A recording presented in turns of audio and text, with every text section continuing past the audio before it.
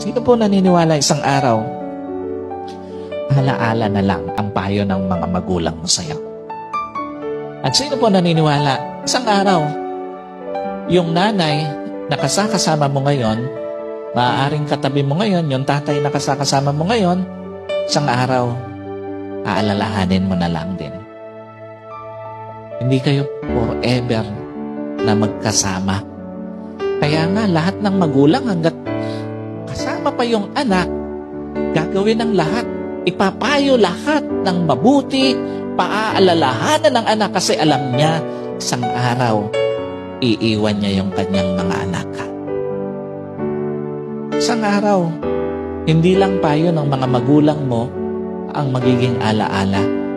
Kahit magulang mo isang araw, magiging alaala na lang sa buhay mo. Kaya nga napakapalad mo kung may magulang ka pa ngayon na kasama, may magulang ka pa ngayon na nagpapayo sa'yo, may magulang ka pa na nagpapaalala sa'yo. Kasi one day, wala na yan sa tabi mo. Yung mga payo niya, alaala na lang din sa buhay mo.